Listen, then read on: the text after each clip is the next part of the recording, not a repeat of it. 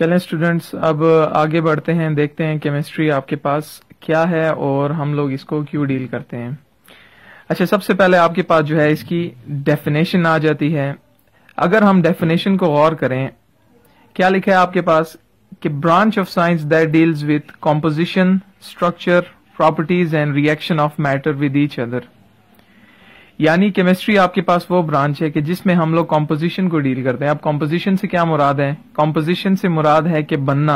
यानी अगर आप देखो, नमक की अगर हम बात करें, नमक आपके पास बना है सोडियम और क्लोरीन से। ये मिलते हैं, मिलके आपके पास ये बनाते हैं salt, sodium chloride.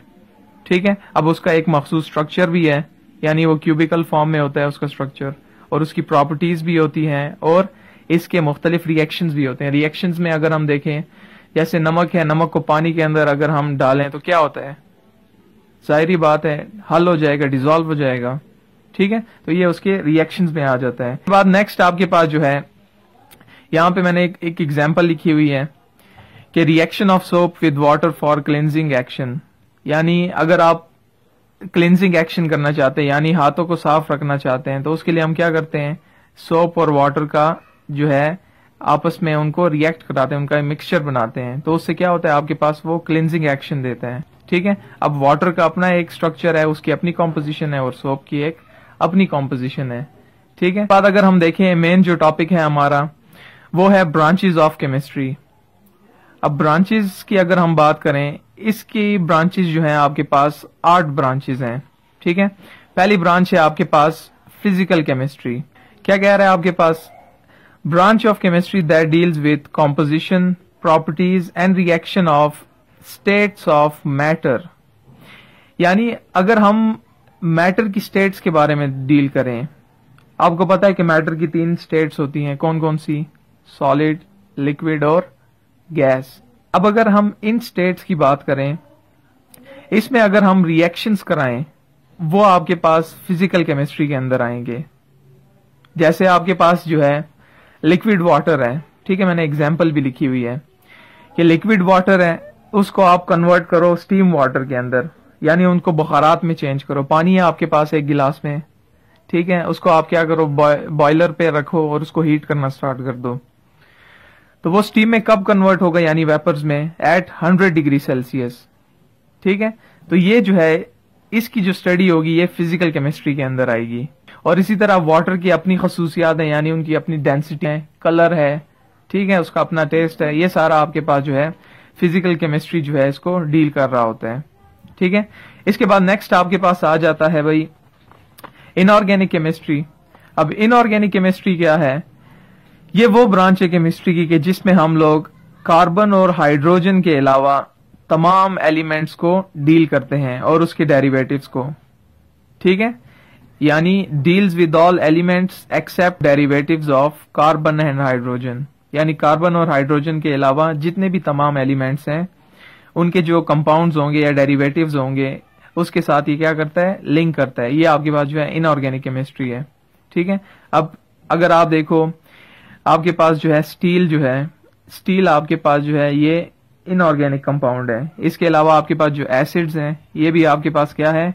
Inorganic compound है। ये आगे मैंने एग्जांपल लिखी हुई है, ये आपके पास इसकी एग्जांपल है इनऑर्गेनिक केमिस्ट्री में।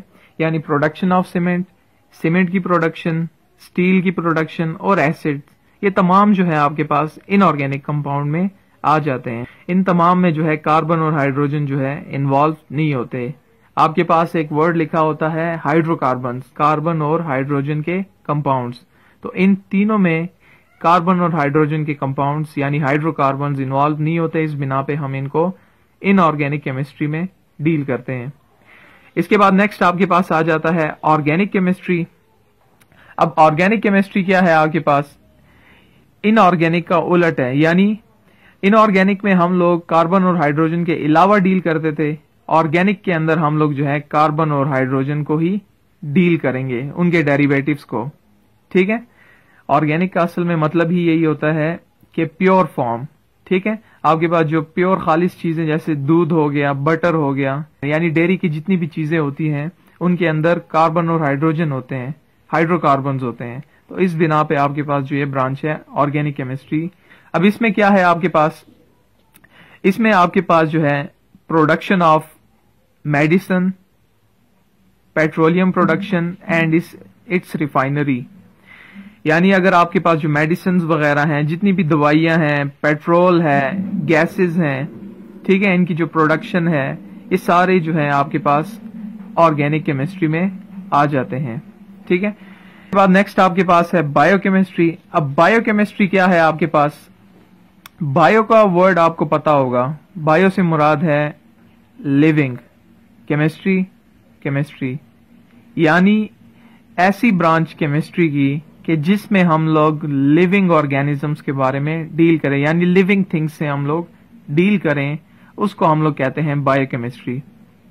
अब आपको पता है कि इंसान जो है लिविंग थिंग है। अब इनके अंदर जो आपके पास केमिस्ट्री जो इन्वॉल्व है, उसको आप लोग जो है बायोकेमिस्ट्री के अंदर डील करते हो। अब जैसे ह्यूमन जो है खाना खाता है, जो निवाला है वो टुकड़े होने के बाद वो स्टमक के अंदर जाता है। अब स्टमक के अंदर होते हैं आपके पास एसिड्स, ठीक है, स्टमक के अंदर आपके पास होता है एसिड। उस एसिड का काम क्या है? जो आपके पास जो खाना है, उस खाने को वो क्या करता है? मजीद तोड़ता है। तोड़ने के बाद वो क्या करता है? उसको वो ब्लड के साथ मिक्स करके उसको एनर्जी प्रोवाइड करता है। यानी मसल्स को आपके पास जो एनर्जी प्रोवाइड होती है ना, वो आपके पास खाने के थ्रू होती है। ठीक है, अब ये जो रिएक्शन हुआ है, यानी ये जो खाने का टूटना, फिर उसके बाद स्टमक के अंदर जाना, एसिड्स का उसको मजीद ब्रेक करना, ब्रेक करने के बाद उसको मसल्स को एनर्जी देना, ये जो तमाम प्रोसेस हुआ है, ये जो तमाम जो लिंक प्रोसेस हुआ है, चेन प्रोसेस, ये आपके पास जो है बायोकेमिस्ट्री के अंदर हम लोग डील करते हैं।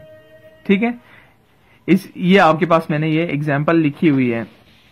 ठीक है, breaking of food in stomach, energy obtained in the process. ठीक है, ये आपके पास जो है बायोकेमिस्ट्री में आपके पास आ जाती है। इसके बाद नेक्स्ट आपके पास है इंडस्ट्रियल केमिस्ट्री। अब इंडस्ट्रियल केमिस्ट्री क्या है आपके पास? वो ब्रांच है केमिस्ट्री की जिसमें हम लोग इंडस्ट्री से रिलेटेड डील करें।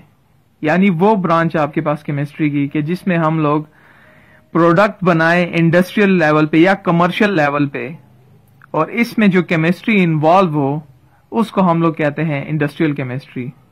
यहां तक आपके पास ये इसकी डेफिनेशन है।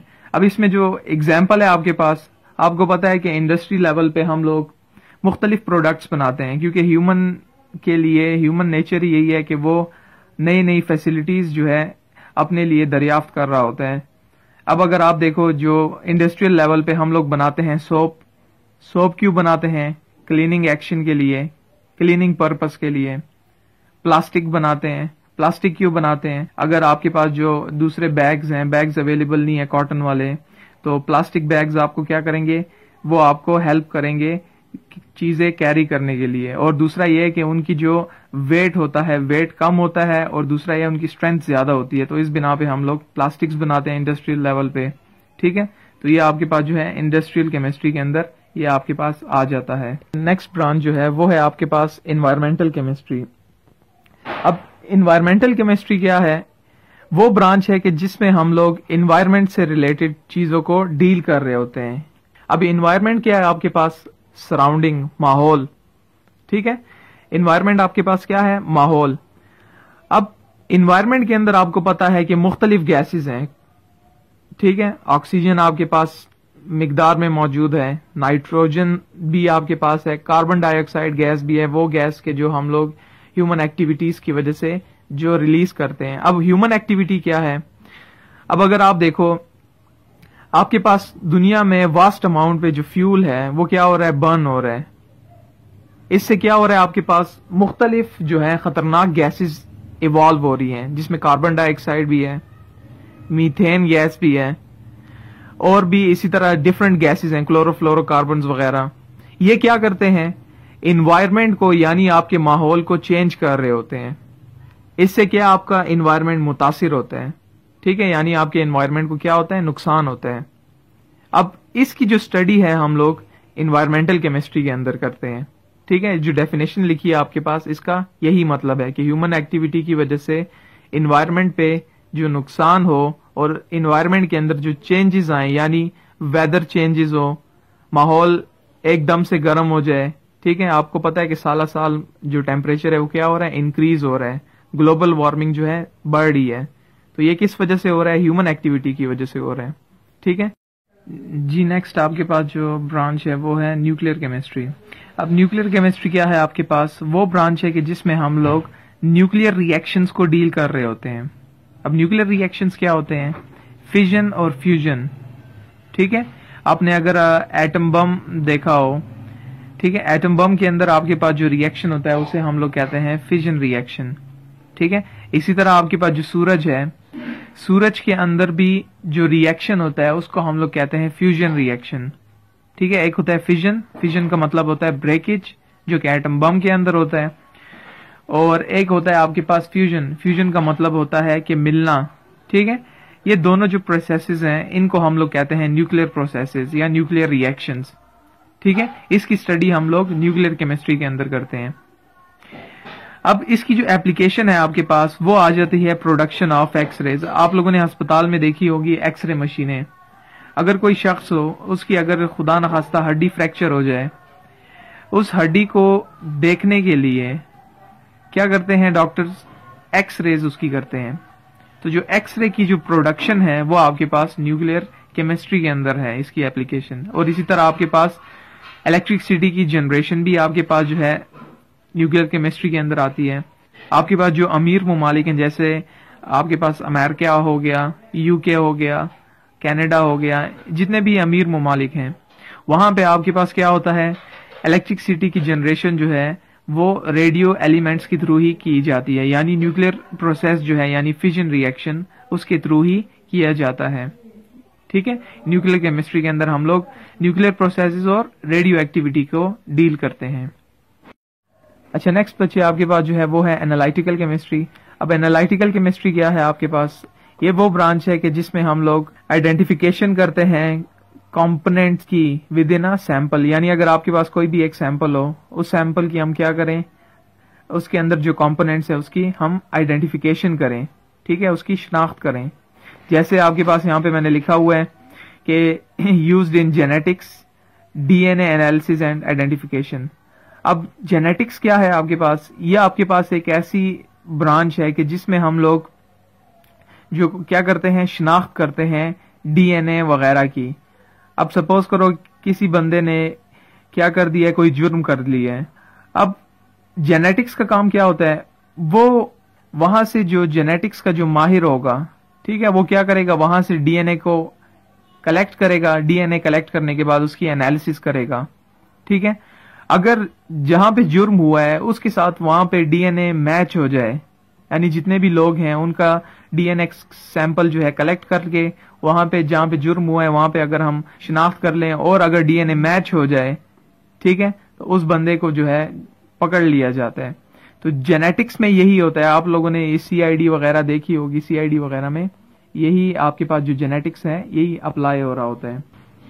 अच्छा, इसके अलावा जो है आपके पास वो एनालिटिकल केमिस्ट्री के अंदर ही आता है क्वालिटेटिव एंड क्वांटिटेटिव एनालिसिस।